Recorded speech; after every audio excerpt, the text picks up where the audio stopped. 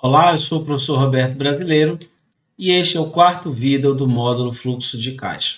Então, nós estamos na parte 4, vamos falar dos nossos 3 exemplos práticos e vocês podem acompanhar e devem acompanhar pelo livro que está disponível no ambiente virtual.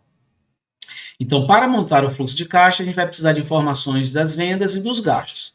Como nem todas as receitas e nem todos os gastos são à vista, é importante checar as condições de recebimentos, no caso de receitas, e de pagamentos. E a gente vai usar os mesmos exemplos citados anteriormente, do comércio de água mineral, da indústria de mini acarajés congelados e do serviço de polimento automotivo.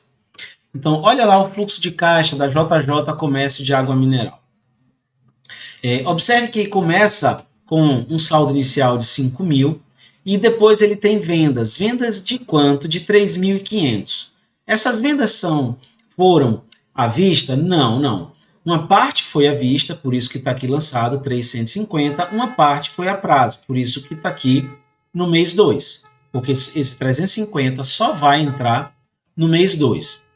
Depois eu tenho as saídas. Eu tenho as compras. Todas as compras foram à vista? Não, também não foram à vista. Eu tenho 1.000 aqui, 2.000 de compras, sendo que 1.000 foi à vista e 1.000 ficou para o mês 2. Então, eu tenho 2.000 separados dessa forma. Observe que esse 1.000 não impacta no fluxo de caixa do mês 1.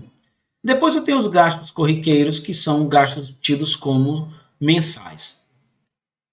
300 de aluguel, 30 de material de limpeza, 250 de combustível, 50 de telefone e internet, prestação do empréstimo 120. E aí eu chego no saldo final de 6.400. Esse saldo final daqui é o saldo inicial do mês 2. A gente não está simulando o mês 2 porque a gente não tem ainda todas as outras informações. Por exemplo, as vendas que foram feitas no mês 2. À medida que o mês 2 for sendo executado, aí a gente vai preenchendo essas informações. Mas eu tenho o fluxo de caixa todo completo do mês 1.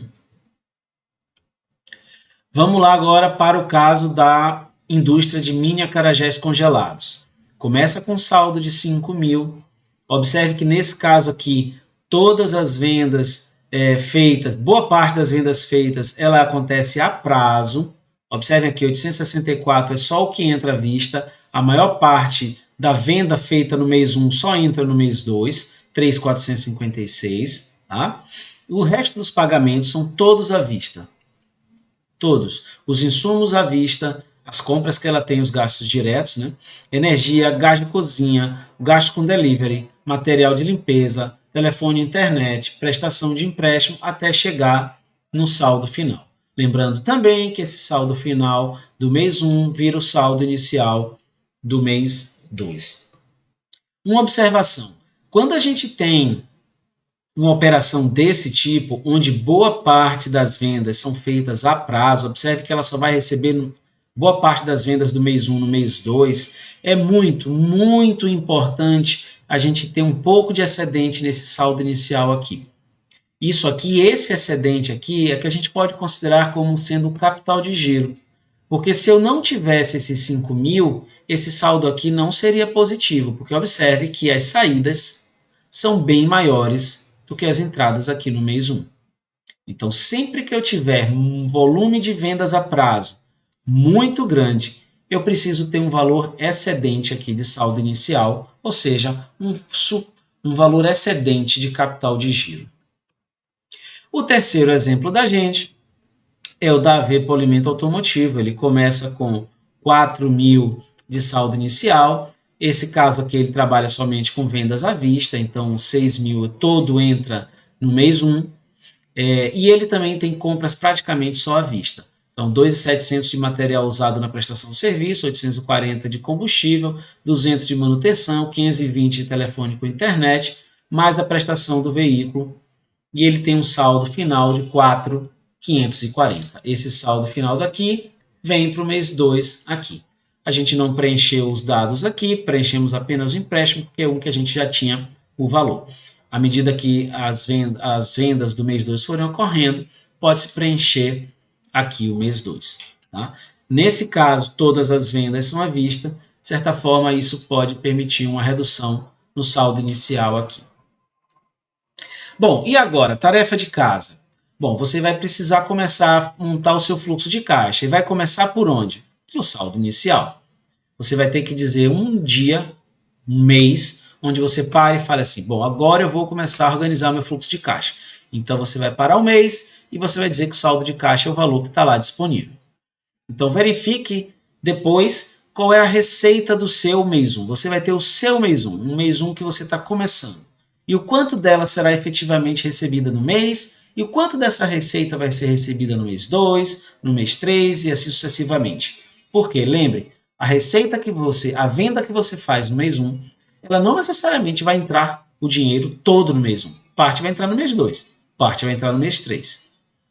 Adicione colunas na sua tabela se necessário. O seu fluxo de caixa deve refletir a realidade em termos de prazos de recebimento e de pagamento. Em seguida, vai fazer a mesma coisa com gastos. É muito normal que as microempresas tenham a maior parte dos seus gastos à vista.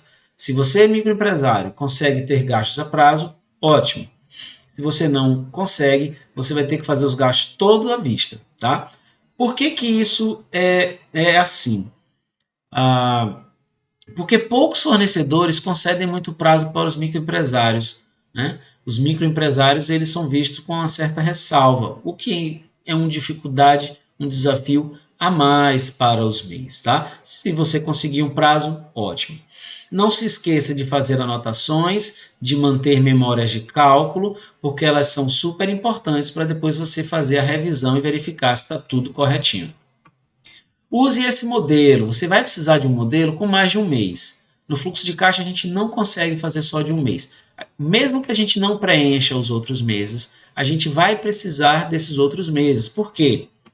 Eu vou precisar começar pelo saldo inicial, mas quando eu for para as vendas, lembrem que as vendas feitas no mês 1, parte vai entrar no mês 1, parte vai entrar no mês 2, parte pode entrar no mês 3. Então as vendas elas vão acontecer assim, ó, na diagonal. As vendas no mês 2, parte vão acontecer no mês 2, parte vão entrar aqui no mês 3 e parte vão entrar no mês 4, que nem está aqui projetado. Se você vende com mais 60 dias, adicione linhas aqui. Bote mais vendas a prazo 90 dias, mais vendas a prazo 120 dias e assim sucessivamente. Para as saídas, a gente vai ter mais ou menos a mesma coisa. Compras ou insumos que eu faço. O que é pagamento à vista, o que é com 30 dias, o que é com 60 dias. Então, se eu faço uma compra e pago com 30 dias, à vista e com 30 dias, parte vai sair aqui, parte vai sair aqui, dessa forma. Eu pago também com 60 dias, à vista 30 e 60. Então, parte vai sair aqui, parte vai sair aqui, parte vai sair aqui. De forma similar ao que acontece com as receitas. Depois a gente tem uma série de gastos que, em geral, acontecem todos os meses. Por exemplo, energia elétrica, combustível, internet, por aí vai. Por fim, calcula-se o saldo final, que vai ser o quê? O saldo inicial, mais todas as entradas, menos todas as saídas daquele mês.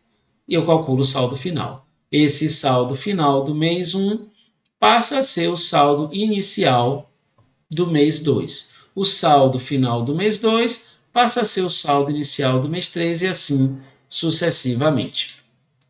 Agora é sua vez, monta o seu fluxo de caixa. Se você tiver dúvidas, não deixe de usar o Fórum Tira Dúvidas. Nós temos uma equipe disponível para auxiliá-lo nesse processo.